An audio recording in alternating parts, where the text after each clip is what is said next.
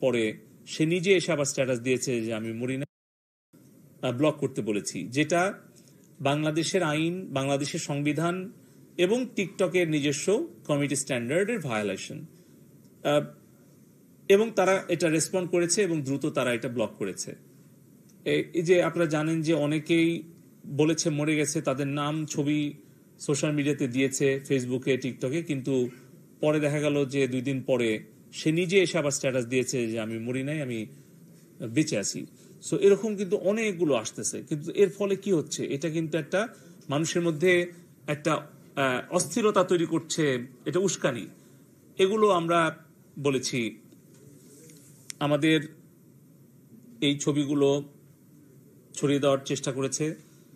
আমরা টিকটকের সহযোগিতায় আমরা সন্তুষ্টি প্রকাশ করেছি এবং টিকটকের প্রতিনিধি শারীরিকভাবে উপস্থিত হয়েছিলেন এবং ব্যাখ্যা দিয়েছেন। তাদের ব্যাখ্যায় আমরা সন্তুষ্ট হয়েছি এবং আমাদের লিগ্যাল টিম এবং আমাদের টেকনিক্যাল টিম, আমাদের বিটিআরসি, আমরা তাদের ব্যাখ্যায় এবং তাদের যে সহযোগিতা কার্যক্রমে আমরা সন্তুষ্ট হয়েছি। এবং কেন তারা পারলো, কেন ফেসবুক পারলো না, এটারা আমাদের কাছে যেটা মনে হয়েছে, আমরা জিজ্ঞেস করেছিলাম যে এই 14 থেকে 24 এই 10 দিন তারা এত দ্রুত রেসপন্ড করলো কিভাবে এবং কিভাবে এত কন্টেন্ট, আনুমানিক প্রায় 7 লাখের উপরে কন্টেন্ট কিন্তু টিকটক টেক ডাউন করেছে আনুমানিক, এবং আমাদের প্রায় 350-এর উপরে আমাদের রিকোয়েস্ট তারা কিন্তু অ্যাকসেপ্ট করেছে। সো আমরা দেখলাম যে আসলে তারা যেটা করেছে, তাদের ফ্যাক্ট চেকিং যে ফার্ম, তারা তখন এটাকে ডাবল করেছে। তারা তাদের এআই যে টুল, সেটা আবার তারা কিউরেটেড করেছে এবং তারা বাংলাদেশের এই সাম্প্রতিক সিচুয়েশনটা, তারা এমার্জেন্সি সিচুয়েশন হ্যান্ডলিং এর জন্য তারা এমার্জেন্সি এফোর্ট দিয়েছে এবং তাদের রিসোর্সটাকে তারা স্কেল আপ করেছে। ফলে কিন্তু তারা এটা খুব দ্রুত সময়ের মধ্যে তারা এই ধরনের যেগুলো নাশকতায় উস্কানি দেয়, মিথ্যা তথ্য উপাত্ত, এগুলো কিন্তু তারা রিমুভ করতে পেরেছে এবং সেটার পার্সেন্টেজ অল টুগেদার 67%-এর উপরে। তবে 18 তারিখে যেটা আসলে মূল উৎস ছিল, আপনারা জানেন যে যেই দিন আসলে ঘটনাটা খুব দ্রুত গুজবটা ছড়াচ্ছিল, সেই দিন কিন্তু 100% আর কি টেক ডাউন করেছে এবং রেসপন্ড করেছে। এবং 17 তারিখ, যেটা আরো বেশি জরুরি, যে আসলে ঘটনা ঘটার আগে একটা প্রিভেন্টিভ মেজার নাও, সেখানে তারা 40%, এবং তার কারণে আমরা তাদেরকে ধন্যবাদ জানিয়েছি। এবং পাশাপাশি আমরা অনুরোধ করেছি ফেসবুক এবং টিকটককে যে যেন তারা বাংলাদেশে তাদের অফিসটা ওপেন করে এবং বাংলাদেশের যে ব্যবসার সম্ভাবনা তাদের আছে সেটাকে বিবেচনায় নিয়ে বাংলাদেশের স্পেসটাকে, আমরা সাইবার স্পেসটাকে সকলের জন্য উন্মুক্ত রেখেছি, আমরা উন্মুক্ত রাখতে চাই এবং আমরা চাই তাদের আরো নতুন বিনিয়োগ বাংলাদেশে হোক, সেটা প্রযুক্তিগত বিনিয়োগ, আর্থিক বিনিয়োগ, এবং পাশাপাশি বাংলাদেশে যাতে তাদের ডেটা সেন্টার, তাদের ডেভেলপমেন্ট সেন্টার, আর&ডি সেন্টার এবং অফিসটা যাতে ওপেন করে, যাতে আমরা বাংলাদেশ থেকে তাদেরকে সহযোগিতা করতে পারি, বাংলাদেশের ব্যবসা তারা বাড়াতে পারে। পাশাপাশি বাংলাদেশের অনেক ক্ষুদ্র মাঝারি উদ্যোক্তা আছেন, ফ্রিল্যান্সার আছেন, F commerce, e commerce, digital commerce উদ্যোক্তা আছেন, তারা কিন্তু এই সকল প্ল্যাটফর্মের উপরে অনেকটা নির্ভরশীল। অতএব আমরা একসাথে মিলেই 41 সালে একটি উন্নত, সমৃদ্ধ, নিরাপদ একটি স্মার্ট বাংলাদেশ গড়ে তুলতে চাই। এটাই ছিল আজকে আমাদের আলোচনা বিষয়বস্তু। আপনাদের সকলকে আন্তরিক ধন্যবাদ এবং কৃতজ্ঞতা। এবং সব শেষে আমরা বলতে চাই যে আমরা আজকে বিকালের মধ্যে আমরা যে সকল সোশ্যাল মিডিয়া প্ল্যাটফর্ম আমরা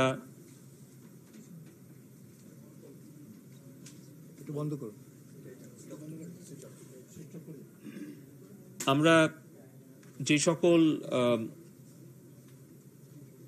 সোশ্যাল মিডিয়া প্ল্যাটফর্ম কিছুটা সময়ের জন্য আমরা আসলে সাময়িকভাবে আমরা তাদের কর্মকাণ্ড পরিচালনার ব্যাপারে কিছু বিধি নিষেধ আরোপ করেছিলাম বাংলাদেশ টেলিকম রেগুলেটরি কমিশনের পক্ষ থেকে।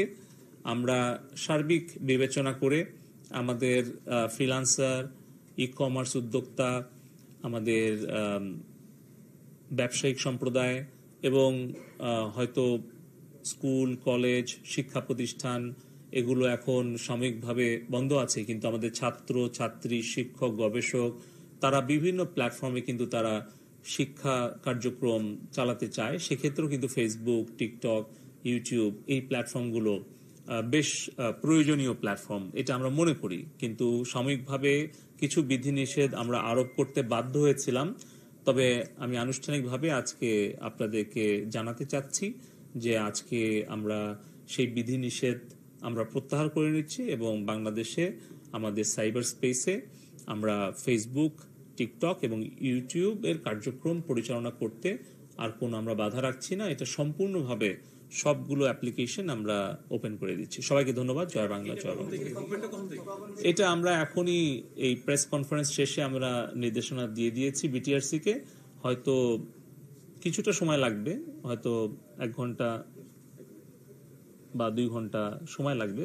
আশা করছি আজকে বিকালের মধ্যে আমরা সবগুলো অ্যাপ্লিকেশন আমরা ওপেন করে দিতে পারবো। আমরা দেখছি যে এগুলো বিধিনিষেধ আরোপের ফলে ভিপিএন অ্যাপ্লিকেশনগুলো ব্যবহার করে অনেক ব্যান্ডউইথ ট্রাফিক দেশের বাইরে চলে যাচ্ছে এবং সেটা একটা নিরাপত্তার জন্য ঝুঁকি, অপরদিকে আর্থিকভাবেও ক্ষতি। সবকিছু মিলিয়ে আমরা একটাই অনুরোধ করব আমাদের গণমাধ্যমের সাংবাদিক বন্ধুদের মাধ্যমে আমাদের দেশের সকল নাগরিকের কাছে যে আপনারা কোনো মিথ্যা গুজব, কোনো মিথ্যা অপপ্রচারে বিভ্রান্ত হবেন না। আপনারা দয়া করে আমাদের যদি কোনো কর্মকাণ্ডে আপনারা ক্ষুব্ধ হয়ে থাকেন, আমাদের কোনো আচরণে বা কথায় যদি আপনারা মনক্ষুণ্ণ হয়ে থাকেন, আপনারা আপনাদের মত প্রকাশ করবেন, সমালোচনা করবেন, সেই স্বাধীনতা আমাদের আছে বাংলাদেশে। কিন্তু কেউ আপনারা সহিংসতাকে উৎসাহ দিবেন না। কোনো মিথ্যা অপপ্রচার গুজবকে যাচাই বাছাই না করে আপনারা উস্কানিতে আপনারা বিক্ষুব্ধ হবেন না বা কোনো সহিংসতাকে প্রশ্রয় দিবেন না, উৎসাহ দিবেন না। যে কোনো গঠনমূলক সমালোচনা, যে কোনো গঠনমূলক সমালোচনা আমরা সোশ্যাল মিডিয়াতে হোক, সামনাসামনি হোক বা গালাগালিও আমরা কিন্তু অবশ্যই আমরা সহ্য করব বা সেটা আমাদের সব প্ল্যাটফর্মে আমরা অ্যালাউ করছি। কিন্তু একটু সতর্কভাবে আমাদের আচরণটা করা দরকার যে আমাদের কোন কথা বা কোন ধরনের কন্টেন্ট হয়তো সহিংসতাকে উস্কিয়ে দিতে পারে। এবং একটা চক্র কিন্তু সবসময় তৎপর আছে, তারা কিন্তু চেষ্টাই করছে যে কোনো একটা সুযোগ পেলেই তারা বাংলাদেশের জনগণের সম্পদ নষ্ট করার চেষ্টা করছে, প্রাণহানি ঘটানোর চেষ্টা করছে। তারা কিন্তু থেমে নেই, তারা দেশে বিদেশে খুব সক্রিয় আছে। তাই আবারও অনুরোধ করব যে আমরা আমাদের সকল সোশ্যাল মিডিয়া কমিউনিকেশন অ্যাপ্লিকেশন সবগুলো আমরা উন্মুক্ত করে দিচ্ছি।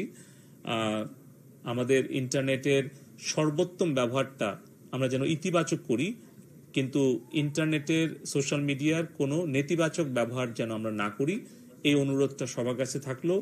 সত্য মিথ্যা যাচাই আগে, ইন্টারনেটে শেয়ার পরে। জয় বাংলা, জয় বাংলা।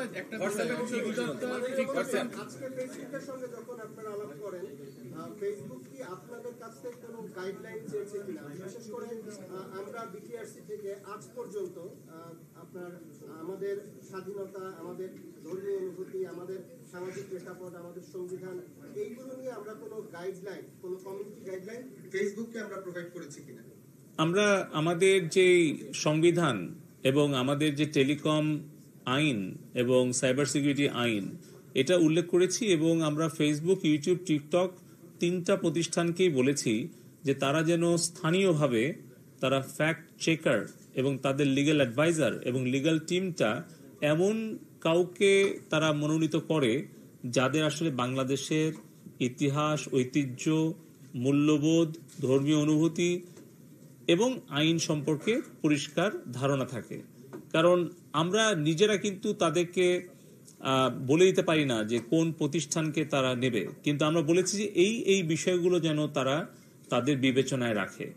আর আমরা বলেছি যে তারা যদি তাদের এআই টুলও ডেভেলপ করে, তাহলে ডেভেলপটা কে করছে, কারা ডেভেলপার, তারা কোন কোন কিওয়ার্ড সিলেক্ট করে দিচ্ছে বা কোন কোন বিষয়গুলো তাদের এআই টুলকে ট্রেন আপ করছে, সেটার উপরেও কিন্তু সেই এআই টুলটা বিহেভ করবে।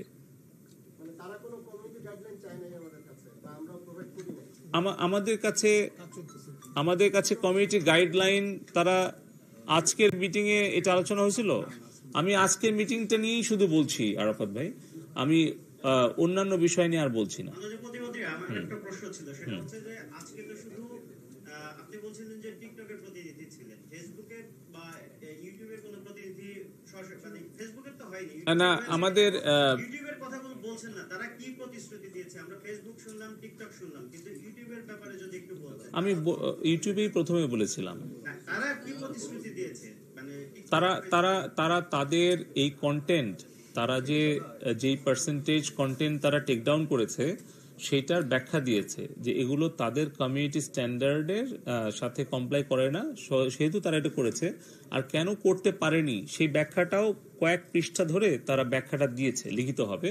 আর বলেছে যে তাদের অ্যাকাউন্টগুলোকে ব্লক করার ব্যাপারে তারা একটু মানে শক্ত অবস্থায় থাকে, এবং তার কারণও তারা ব্যাখ্যা করেছে। যেহেতু তারা একটা ব্রডকাস্টিং চ্যানেল, তারা অনেক ব্যাখ্যা দিয়েছে।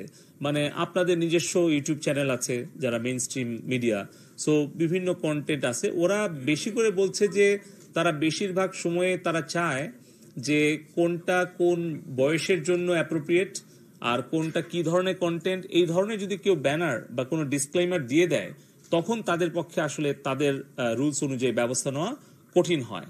তারপরেও তারা বিস্তারিত ব্যাখ্যা দিয়েছে যে কোন কোন জায়গাতে তারা আমাদের সহযোগিতা করতে পারলো আর কোন কোন কন্টেন্ট টেকডাউনের জন্য করতে পারলো না। সেই বিষয়ে ভবিষ্যতে তারা আরো ক্লোজলি কাজ করবে এবং তারা আগামী দিনে সরাসরি আরেকটা বৈঠকের সময় চেয়েছে।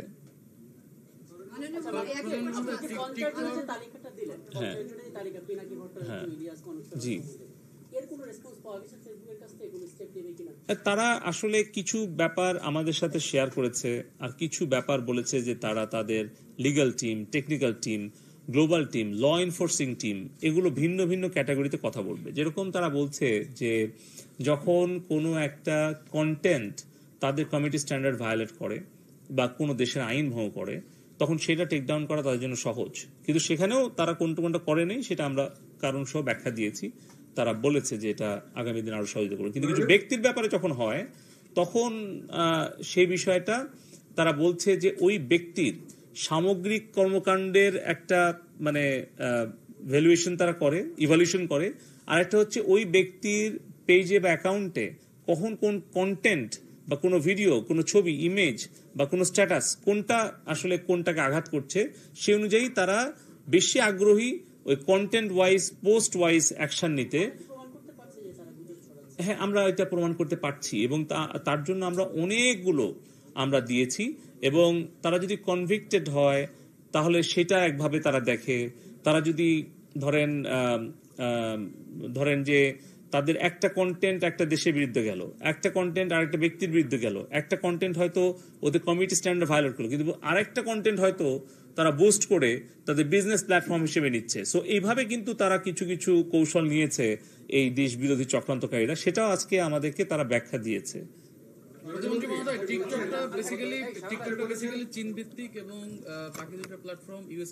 এটা তো সত্য না।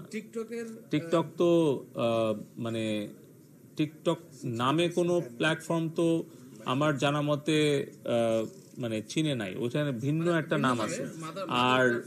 আর টিকটকের তো মালিকানা তো আমরা যেটুকু ওপেন প্ল্যাটফর্মে ডেটা পাই, আপনার সূত্র কি যে টিকটক চায়না কোম্পানি? না, আমাকে সূত্রটা দিলে আমার জানা নাই। আমি জানতে চাচ্ছি যে আপনি যে বললেন, দাবি করলেন যে টিকটক চীনের কোম্পানি, আপনার কাছে কোনো নির্ভরযোগ্য সূত্র আছে? জি, আমরা বিভিন্ন সময় অনলাইন প্ল্যাটফর্মে আপনি আমাকে দেন।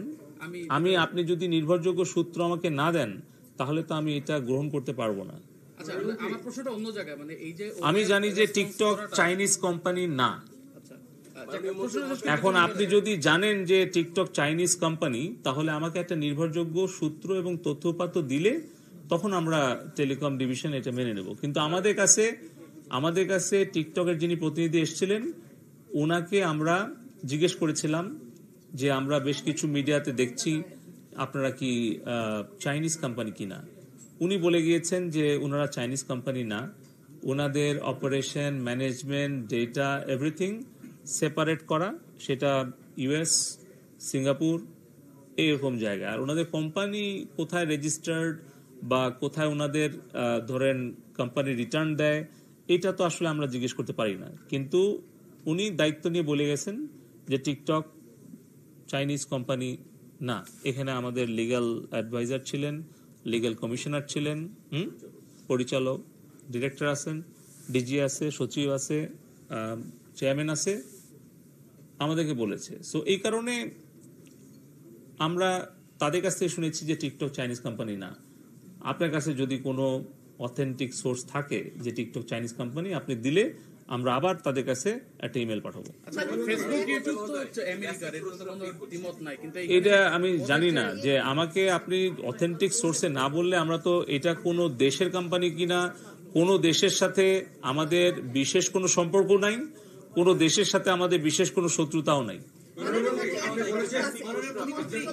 ইন্টারনেটের স্পিডটা বাড়ানোর ব্যাপারে কোনো সিদ্ধান্ত আমরা সিদ্ধান্ত হচ্ছে সম্পূর্ণ ইন্টারনেটের গতি বৃদ্ধি করা, আমাদের সর্বোচ্চ সক্ষমতা আমাদের প্রয়োগ করা, এবং এই কারণেই আমরা এই ভিপিএন ব্যবহার করা, লোকাল ক্যাশিং সার্ভার অফ রাখা, এই ধরনের কিছু টেকনিক্যাল যে পয়েন্টগুলো আমাদের টেকনিক্যাল রিসোর্স দিয়েছে, তার প্রেক্ষিতে কিন্তু আমরা সবগুলোই অ্যাপ্লাই করছি যে কত দ্রুত ইন্টারনেটের সম্পূর্ণ সক্ষমতা দিয়ে সম্পূর্ণ গতিটা আমরা বৃদ্ধি করতে পারি, তার জন্য আমাদের প্রচেষ্টা অব্যাহত। মাননীয় মন্ত্রী, আপনি বলেছেন 67% টিকটক 67% টেক ডাউন করেছে, গুগল করেছে 20%, ফেসবুক কতটুকু করেছে? 13% না দেখলাম, মাননীয় মন্ত্রী মহোদয়, আমি দেখাইছি প্রেজেন্টেশনে 13। মাননীয় মন্ত্রী মহোদয়, আপনি আপনি বলেছেন যে মাননীয় মন্ত্রী মহোদয়, আপনি আপনার দীর্ঘ বক্তব্যে দেশের স্বাধীনতা, সার্বভৌমত্ব, শান্তি, অর্থনৈতিক সমৃদ্ধি, নানা বিষয় নিয়ে কথা বলেছেন, এবং একটি সমৃদ্ধ বাংলাদেশ গড়ার বিষয়ে ফেসবুক এবং ইউটিউব চ্যানেলগুলো যদি আপনাদের রিকোয়েস্টগুলো না শুনে, তাহলে নানা বিশৃঙ্খলা সৃষ্টি হতে পারে। সেই জায়গা থেকে ভবিষ্যতে তাদের বিষয়ে আইনগত কোনো পদক্ষেপ আন্তর্জাতিক আদালতে নেবেন কিনা? তারই বিষয়ে আমি একটু অ্যাড করি। মাননীয় মন্ত্রী, বাংলাদেশে এক একজন ফেসবুক আইডি 10 থেকে 15টা আইডি করে।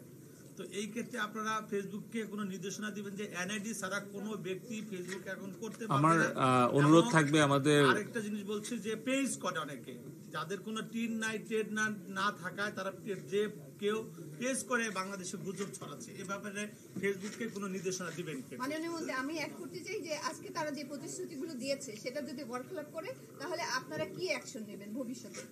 আমরা আপনাদের এই প্রশ্নগুলো যেগুলো আজকে আমরা করিনি, সবগুলো আমরা গ্রহণ করলাম, করে আমরা এগুলো গুছিয়ে বিটিআরসি থেকে এর পরবর্তী বৈঠকে আমরা জিজ্ঞেস করব।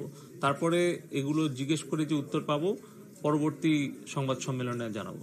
জি, আমরা আবেদন জানাচ্ছি। হোয়াটসঅ্যাপ আমরা ওপেন করে দিচ্ছি।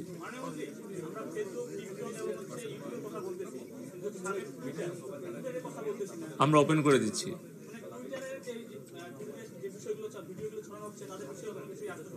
আমরা সবগুলোকেই আমরা তাদের কমিউনিটি যে স্ট্যান্ডার্ড এবং গাইডলাইন সেটা মেনে চলার জন্য দিচ্ছি, একই রকম ভাবেই অবস্থান। আমার একটা প্রশ্ন আছে, আমি একটু প্রশ্ন করতে চাই। ছিল তো আমাদের যে ই-কমার্স ব্যবসায়ীরা বিপুল পরিমাণ ঝুঁকির সম্মুখীন হয়েছে, তারা বিজ্ঞাপনের ক্ষেত্রে বিপুল পরিমাণ অর্থ দিয়েছিল, তো তাদের ক্ষতিটা পুষিয়ে নেওয়ার জন্য কোনো পদক্ষেপ নেবেন কিনা? আজকে সকালে আমি বাণিজ্য মন্ত্রীর কাছে একটা অনুরোধ পত্র পাঠিয়েছি যেন আমাদের কমার্স, ই কমার্স, ফ্রিল্যান্সারদের জন্য একটা বিশেষ প্রণোদনা দেওয়ার ব্যবস্থা করে। আচ্ছা, আমার একটা প্রশ্ন আছে, বাংলাদেশ এই যে আপনি যে কমিউনিটি স্ট্যান্ডার্ড নিয়ে কথা বললেন ফেসবুকের সঙ্গে, এটি নিয়ে ফেসবুকের কমিউনিটি স্ট্যান্ডার্ড বাংলাদেশে প্রয়োগ নিয়ে দীর্ঘদিন ধরে আমরা এগুলো দেখছি যে তারা আসলে এলোমেলো কাজ করে। এলোমেলো বলতে এটা, আমরা যখন নিজেরা ওই ধরনের অভিযোগ তাদেরকে জানাই, তারা অনেক সময় রেসপন্স করে না, এটা সত্য।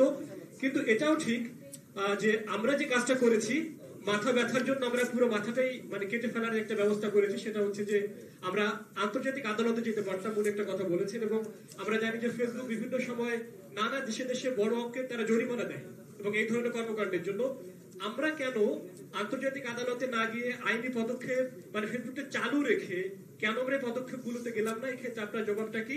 আরেকটা বিষয় হচ্ছে যে যারা ফেসবুকে কাজগুলো করে তারা কাজগুলো করতে পারেননি, যেমন আপনার ফেসবুকটা চালু ছিল সেটা আমরা দেখেছি, এবং আপনার জবাবটা হচ্ছে ক্ষেত্রে এটা যে এটা আপনার কাজ, মানুষকে সচেতন করা, সেই কাজটা আপনি করেছেন। কিন্তু যারা এই কমার্স কাজটা করে কিংবা আমরা যারা মিডিয়া কাজ করি, আমরা আমাদের কাজটা করতে পারিনি, অন্যদিকে আপনি আপনার কাজটা নিয়মিত করে গেছেন। এই দুটো জিনিস কেন আপনারা চালু রেখে কেন তাদের সঙ্গে কথা বলেননি? আর এই যে যে মানুষের যে ভোগান্তিটা হলো, এটি নিয়ে আপনার কাছ থেকে কি প্রতিক্রিয়া আমরা পাবো? ধন্যবাদ। এটা আমাদের লিগ্যাল টিমকে আমি বলবো যে এই প্রশ্নগুলো আপনারা লিপিবদ্ধ করে রাখেন। আমরা আগামী বৈঠকে সকল সোশ্যাল মিডিয়ার সাথে কথা বলে এই প্রশ্নগুলোর উত্তর কি পাই এবং আমাদের প্রতিক্রিয়া কি এবং ভবিষ্যতে কি করণীয়, একটা স্ট্যান্ডার্ড অপারেশন প্রসিডিওর এবং মেকানিজম, চ্যানেল, গাইডলাইন, এটা নিয়ে পরবর্তী সংবাদ সম্মেলনে আমরা আবার এই উত্তরগুলো দেওয়ার চেষ্টা করব। মাননীয় মন্ত্রী, এই বিষয়ে কিন্তু পররাষ্ট্র মন্ত্রণালয়ের বিশেষ ভূমিকা রয়েছে। এটাও একটু নোট রাখেন, এই বিষয়ে পররাষ্ট্র মন্ত্রণালয়ের একটা ভূমিকা আছে। আপনি কমার্স নিয়ে আগেরবার বলেছিলেন যে ফেসবুকের মতন যদি বন্ধ থাকে বা আমাদের যদি রাখতেই হয় তাহলে তারা যেন অল্টারনেটিভ ওয়ে করে, তো সেটার জন্য আপনারা কোনো পদক্ষেপ নিচ্ছেন?